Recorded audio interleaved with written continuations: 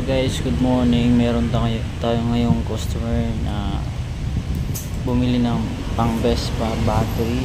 So meron tayong dalawang option, isang Vietnam at isang Indonesia.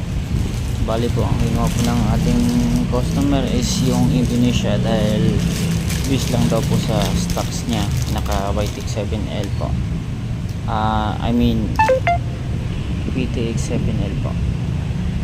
So ngayon po ina-activate na po natin yung battery para po ma-deliver po sa kanya.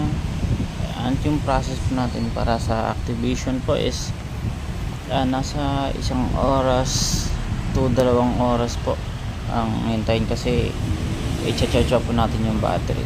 So yun lang po mga kayawasa, maraming salamat po.